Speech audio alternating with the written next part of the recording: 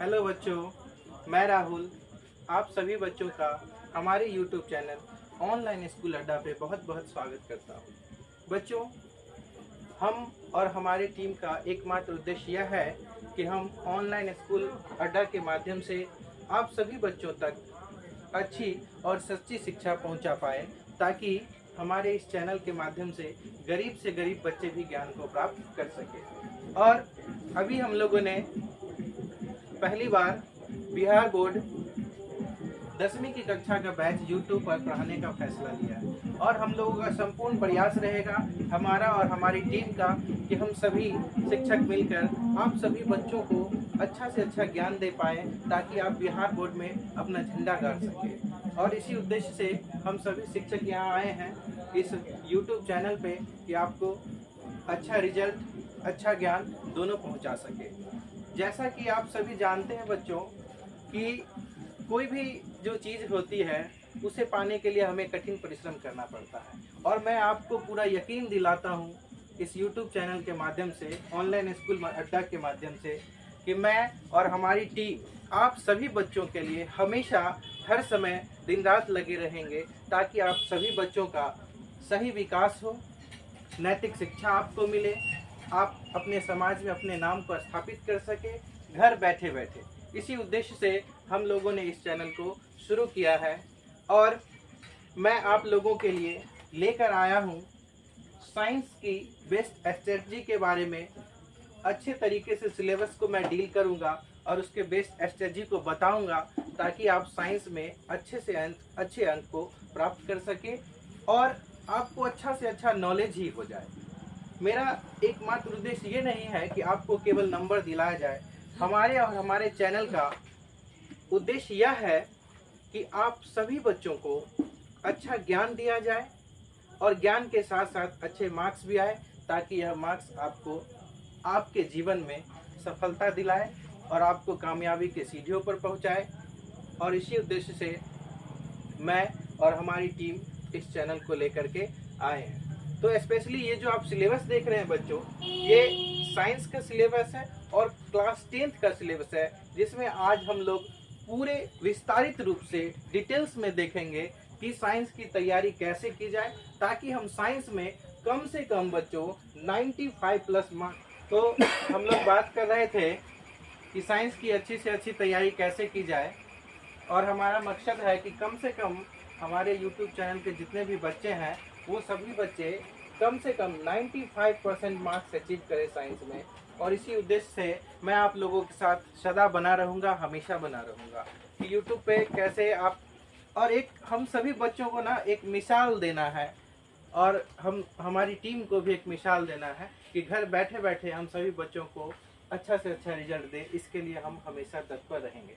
तो आइए बच्चों, इसी कड़ी का शुरुआत करते हुए हम बात करेंगे कि साइंस जो है हमारी 10वीं का, उसका एक बेस्ट स्ट्रेटजी क्या होना चाहिए और एक अच्छा सा सिलेबस। तो सिलेबस तो फिक्स होता है बच्चों, लेकिन हम बात करेंगे कि अच्छे तरीके से साइंस को कैसे पढ़ा जाए और उसका सिलेबस क्या होता है, कितने मार्क्स का क्वेश्चन आता है, कहाँ कहाँ से क्वेश्चन आता है, किस सेक्शन से ज़्यादा क्वेश्चन आता है। तो एक अच्छी रणनीति होनी चाहिए, क्योंकि पूरे बिहार में पढ़ते तो सभी बच्चे हैं, लेकिन अच्छा कोई कोई करता है। तो उसका एकमात्र उद्देश्य कहीं न कहीं और एकमात्र तरीका यह होता है कि उस बच्चे ने स्मार्ट तरीके से तैयारी किया है। तो वही स्मार्ट तरीके को मैं लेकर आपके सामने आया हूँ हमारे YouTube चैनल ऑनलाइन स्कूल अड्डा के माध्यम से। तो हम बात करेंगे सबसे पहले कि हमारा सिलेबस क्या है, उसके बाद हम बात करेंगे कि सिलेबस को पढ़ने का रणनीति क्या होना चाहिए, क्योंकि आप सभी जानते हैं कि जीवन भी एक युद्ध की तरह होता है, और जब हम किसी युद्ध में जाते हैं ना, तो उस युद्ध की पूरी तैयारी करनी होती है, और उस तैयारी के लिए एक बेहतर रणनीति बनाना होता है, और उस रणनीति को कैसे बनाया जाए तो उसके कुछ नियम कानून होते हैं, और उस अनुसार हम रणनीतियों को बनाते हैं। ठीक उसी प्रकार यहाँ साइंस का भी एक नियम कानून है, जिसको हम सिलेबस नाम देते हैं। तो साइंस का अपना एक सिलेबस होता है, उस सिलेबस के अनुसार हमारा बिहार बोर्ड क्वेश्चन पूछता है, और उसी क्वेश्चन के पैटर्न पे हम एग्ज़ाम भी देते हैं। तो आइए हम डिस्कस करते हैं अपने सिलेबस के बारे में।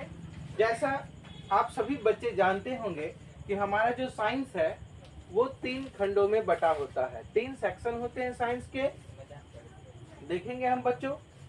तो सबसे पहले हम एग्जाम पैटर्न की बात कर ले, क्योंकि हम जो कुछ भी कर रहे हैं हम और आप सभी बच्चे एग्जाम की तैयारी के लिए कर रहे हैं।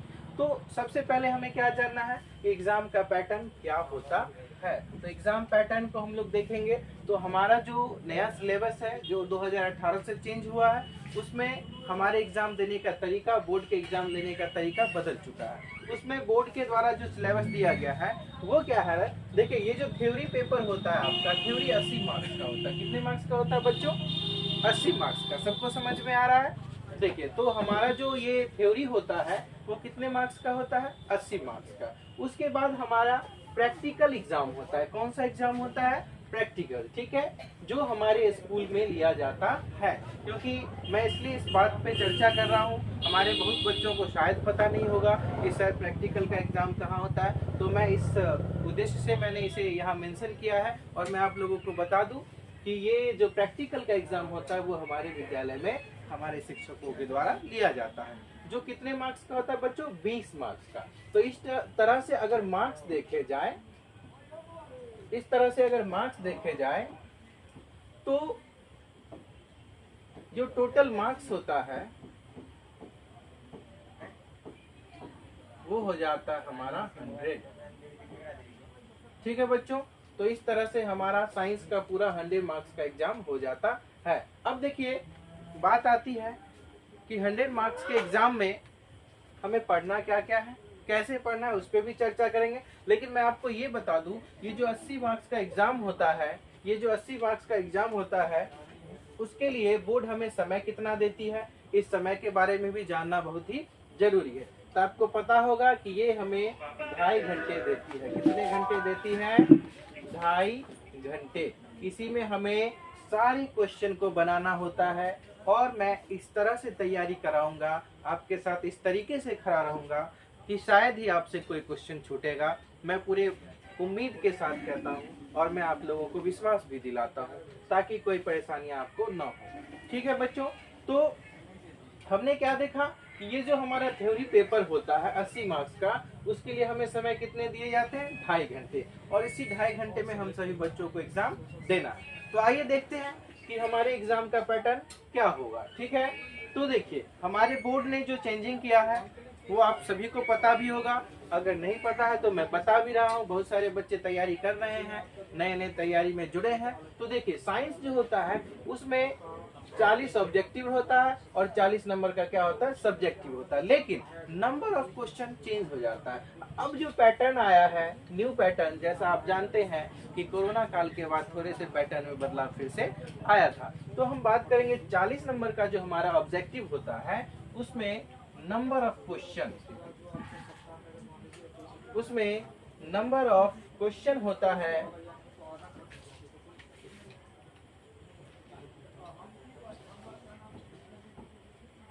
Number of question. चलिए देखिए, तो नंबर ऑफ क्वेश्चन होता है 80, ये आपका ऑब्जेक्टिव। ठीक है बच्चों, तो 80 नंबर का टोटल ऑब्जेक्टिव दिया रहता है जिसमें हमें बनाना होता है, कितना बनाना होता है बच्चों?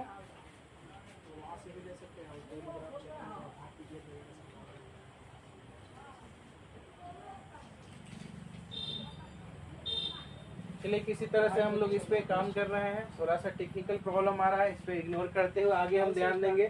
तो जो हमारा 80 नंबर का क्वेश्चन होता है उसमें हमें 40 नंबर बनाने होते हैं। दैट मीन्स क्या है? 40 ऑब्जेक्टिव हमें सॉल्व करने पड़ते हैं। ठीक है, तो 40 नंबर हम क्या करते हैं? बनाते हैं। तो ये 40 नंबर जो हमारा है,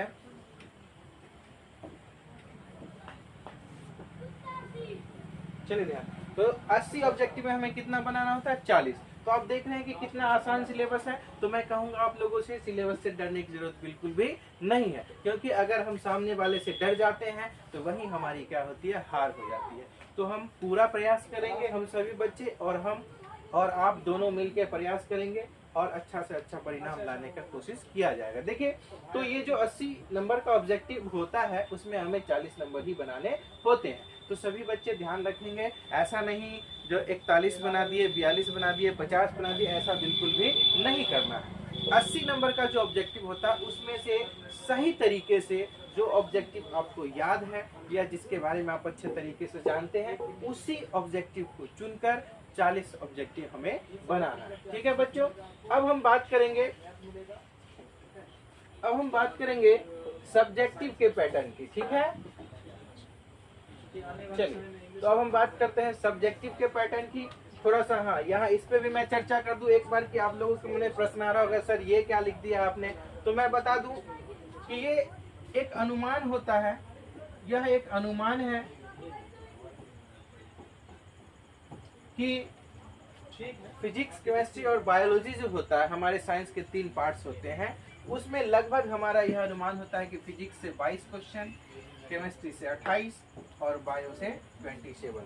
तो आप कहेगा सर 80 पूरा नहीं, तो मैं आपको एक अनुमानित तौर पे बता दूं कि लगभग अगर टोटल औसत किया जाए तो 25-25 नंबर जो है तीनों से पूछे जाते हैं। 1-2 प्रश्न आगे पीछे हो सकता है कभी केमिस्ट्री में ज्यादा प्रश्न हो जाए, कभी फिजिक्स में ज्यादा प्रश्न हो जाए, कभी बायोलॉजी में ज्यादा प्रश्न हो जाए, तो वो सेकेंडरी मैटर है। लेकिन अगर ऑब्जेक्टिव की संख्या देखी जाए तो अप्रॉक्स आप 25-25 मान सकते हैं। दोनों में 25-25 प्रश्न जो है पूछे जाते हैं, तीनों में 25-25 प्रश्न पूछते हैं, जिसकी तैयारी हमें करनी है। चलिए, अब हम बात करेंगे सब्जेक्टिव की। देखिए, अब हम सब्जेक्टिव के पैटर्न की बात करेंगे। तो देखिए, टोटल जो अब आपका ऑब्जेक्टिव हो गया जिसमें 40 सॉल्व करना था, इस पे चर्चा हो चुका है बच्चों। अब हम यहाँ ध्यान देंगे सब्जेक्टिव के बारे में। किस पर ध्यान देंगे? सब्जेक्टिव। अब देखिए, सब्जेक्टिव का जो ये पैटर्न है उस पर भी थोड़ा सा चर्चा कर लिया जाए, ताकि सबसे पहले हम ना एग्जाम को जान ले, तभी हम एग्जाम की बेहतर तैयारी कर सकते हैं। ठीक है बच्चों, चलिए आगे बढ़ते हैं। तो हमने देखा यह क्या लिखा हुआ, फिजिक्स। फिजिक्स को हिंदी में हम भौतिकी कहते हैं। क्या कहते हैं? भौतिकी। ठीक है, देखिए इसमें जो क्वेश्चन का पैटर्न है वो क्या होता है, 2 मार्क्स का होता है और कितने मार्क्स का होता है, 6 मार्क्स का। ठीक है, ये जो 2 मार्क्स है इसे हम लघु उत्तरीय प्रश्न कहते हैं। क्या कहते हैं? लघु उत्तरीय प्रश्न। चलिए आगे ध्यान देंगे बच्चों, ये जो हमारा 6 मार्क्स है इसको हम कहते हैं दीर्घ उत्तरीय प्रश्न। दीर्घ उत्तरीय प्रश्न। चलिए ध्यान देंगे हम लोग। तो अब देखिए, अब क्या है कि इसमें भी आपको 50% ही बनाना होता है। जैसे देखिए 2 मार्क्स का जो आपका क्वेश्चन है, जिसमें टोटल नंबर ऑफ क्वेश्चन कितना होता है, 8 होते हैं। कितने क्वेश्चन होते हैं? 8, जिसमें हमें कितना सॉल्व करना होता है, 4। कितना सॉल्व करना होता है बच्चों? 4। अब देखिए, जैसे 8 क्वेश्चन होते हैं, इसमें 4 सॉल्व करना, यानी 4, और हर प्रश्न हमारा कितना नंबर का होता है, 2 नंबर का। इस तरह से जो हमारा लघु उत्तरीय प्रश्न होता है फिजिक्स में, या भौतिकी भी कह सकते हैं उसे, वो 8 मार्क्स का टोटल लघु उत्तरीय क्वेश्चन देता है बोर्ड। ठीक है, जिसमें नंबर ऑफ क्वेश्चन कितना होता है, 8, सॉल्व कितना करना है बच्चों, 4। तो इस तरह से टोटल मार्क्स हमारे लघु उत्तरीय प्रश्न का कितना हो गया, 8। अब देखते हैं दीर्घ उत्तरीय प्रश्न की बात करेंगे, जो फिजिक्स में कितने मार्क्स का आता है, 6 नंबर का आता है, 6 मार्क्स का आता है, जिसको लॉन्ग टाइप क्वेश्चन भी अंग्रेजी में कहा जाता है, और इसी को हिंदी में हम कहते हैं दीर्घ उत्तरीय प्रश्न। देखिए, अब आगे बात करेंगे। तो ये जो दीर्घ उत्तरीय प्रश्न होता है उसकी कुल संख्या कितनी होती है, 2। ठीक है, तो दीर्घ उत्तरीय प्रश्नों की कुल संख्या होती है 2, जिसमें से हमें बनाना होता है केवल और केवल एक प्रश्न। ठीक है, जो कितने नंबर का होता है बच्चों, 6 मार्क्स का होता है। इस तरह से अगर टोटल पैटर्न हम फिजिक्स का देखें तो क्या दिख रहा है, क्या रिजल्ट हमारे पास आ रहा है कि फिजिक्स से सब्जेक्टिव क्वेश्चन कितना मार्क्स का पूछा जाता है, 14 नंबर का सब्जेक्टिव पूछा जाता है। ठीक है, जिसमें आपका 8 नंबर लघु उत्तरीय होता है और 6 नंबर दीर्घ उत्तरीय होता है। ठीक है बच्चों, तो ये हमारा हो गया फिजिक्स का सिलेबस। ठीक है, हमने देखा कि फिजिक्स से कितने प्रश्न आते हैं, 2 मार्क्स के कितने आते हैं, 6 मार्क्स के कितने आते हैं, अर्थात लघु उत्तरीय प्रश्न कितना होता है, दीर्घ उत्तरीय प्रश्न कितना होता है। तो ये साइंस का पहला पार्ट मैंने आपको कंप्लीट किया। ठीक ठीक है, अब मैं बात करूंगा केमिस्ट्री की। चलिए बच्चों आगे देखते हैं।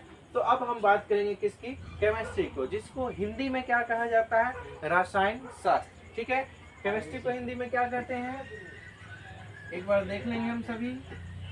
रसायन शास्त्र। देखिए हिंदी में हम इसे कहते हैं रसायन शास्त्र। अब इसका भी पैटर्न कहीं ना कहीं सेम है। नंबर ऑफ जो है, ये कह सकते हैं आप, मार्क्स बदल जाता है, इस पे हम बात करते हैं। तो केमिस्ट्री में भी 2 मार्क्स का जो क्वेश्चन होता है, उसमें टोटल नंबर ऑफ क्वेश्चन की बात की जाए तो वो होता है 8। कितना होता है बच्चों, 8। ठीक है, देखिए चलिए, तो हम ध्यान देंगे, ये जो हमारा केमिस्ट्री होता है उसमें अगर 2 मार्क्स के क्वेश्चन की बात की जाए तो उसके प्रश्नों की संख्या कितनी होती है, 8। ठीक है, और इसमें से भी हमें बनाना होता है केवल और केवल कितने प्रश्न बनाने होते हैं, 4। तो आप 4 प्रश्न छोड़ सकते हैं और 4 प्रश्न को बना सकते हैं। तो जो 4 प्रश्न आप अच्छे तरीके से याद है आपको, जिस पे पूर्ण विश्वास है, उसे बनाना उचित होगा। चलिए आगे ध्यान देते हैं। तो इस तरह से अगर 4 मार्क्स के हम 4 क्वेश्चन को अगर हम बनाते हैं तो हर क्वेश्चन का मार्क्स कितना होता है, 2। तो इस तरह से टोटल मार्क्स हमारा हो जाता है 8। तो हम 8 नंबर का केमिस्ट्री लघु उत्तरीय प्रश्न हम बना सकते हैं। अब देखिए बात करेंगे 5 नंबर अर्थात दीर्घ उत्तरीय प्रश्न। 5 मार्क्स को हम क्या कह सकते हैं, दीर्घ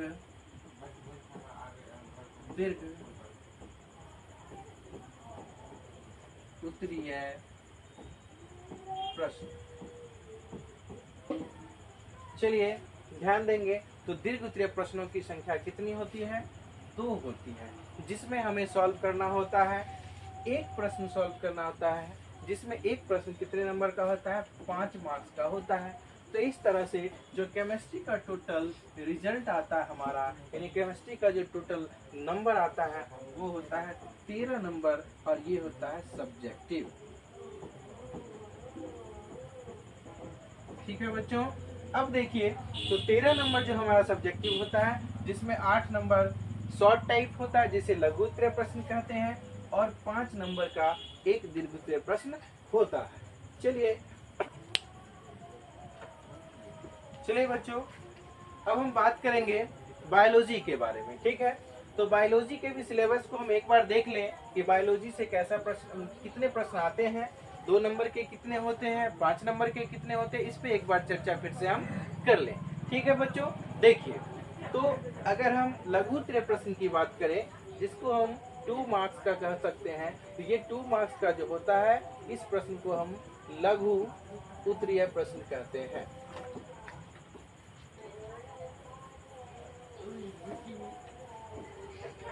चलिए ध्यान देंगे, तो ये जो प्रश्न होता है वह होता है लघु उत्तरीय। लघु उत्तरीय मतलब इसको अंग्रेजी में कहा जाता है शॉर्ट टाइप, जिसमें हम क्या देख रहे हैं कि इसमें भी नंबर ऑफ क्वेश्चन टोटल होता है 8, यानी प्रश्नों की संख्या कुल कितनी होती है, 8, जिसमें से हमें बनाना होता है केवल और केवल 4 प्रश्न। तो इसमें भी आप 4 प्रश्न को स्किप कर सकते हैं, छोड़ सकते हैं। ठीक है बच्चों, तो इस तरह से अगर हम 4 प्रश्न बनाते हैं और एक प्रश्न का अंक कितना है, 2 है, तो इस तरह से लघु उत्तरीय का कुल नंबर कितना हो गया, तो 8 नंबर का लघु उत्तरीय पूछा जाता है। ठीक है, तो आगे फिर देखते हैं हम लोग दीर्घ उत्तरीय की बात करते हैं। तो दीर्घ उत्तरीय में जो एक प्रश्न होता है, दीर्घ उत्तरीय में जो एक प्रश्न होता है वह 5 नंबर का प्रश्न होता है। ठीक है, तो दीर्घ उत्तरीय में एक प्रश्न कितने नंबर का आता है, 5 नंबर का, जिसमें अगर नंबर ऑफ क्वेश्चन की बात की जाए, प्रश्नों के संख्या की बात की जाए, तो वह संख्या कितनी होती है, 2 होती है। प्रश्नों की कुल संख्या कितनी होती है, 2। ठीक है, इस तरह से आप देख रहे हैं कि नंबर ऑफ क्वेश्चन जो होता है वह कितना होता है, प्रश्नों की संख्या होती है 2, जिसमें से हमें केवल और केवल एक प्रश्न ही हल करने होते हैं। हम एक क्वेश्चन को सॉल्व करते हैं, जिसके लिए बोर्ड हमें 5 मार्क्स देती है। तो इस तरह से हमने टोटल बायोलॉजी के पैटर्न को क्या देखा कि बायोलॉजी से भी 13 मार्क्स के क्वेश्चन आते हैं, जिसमें 8 मार्क्स लघु उत्तरीय और 5 मार्क्स का एक दीर्घ उत्तरीय प्रश्न होता है। ठीक है बच्चों, अब आगे देखेंगे हम सभी थोड़ा सा और बचा हुआ ये देख ले हम लोग। तो इस तरह से देखिए, ये 5 नंबर का एक दीर्घ आ गया। तो इस तरह से टोटल हमारा जो रिजल्ट आ रहा है वो देखिए कि टोटल मार्क्स जो सब्जेक्टिव हो गया वो हो गया 40 नंबर। फिजिक्स से हमारा मार्क्स हो गया 14 नंबर का। केमिस्ट्री से मार्क्स कितना हो गया 13 नंबर का। और बायोलॉजी भी हमारा कितना हो गया 13 नंबर का। तो इस तरह से हम लोगों ने सिलेबस पर पूरा डिस्कशन कर लिया है। और आगे हम देखेंगे, अगली वीडियो में हम लोग देखेंगे कि चैप्टर में क्या क्या पढ़ना है, क्या इम्पोर्टेंट है, किस तरह से तैयारी करनी है। स्ट्रेटजी अभी बाकी है और शेयर हम लोग करेंगे अगले वीडियो में। तब तक के लिए बहुत बहुत धन्यवाद।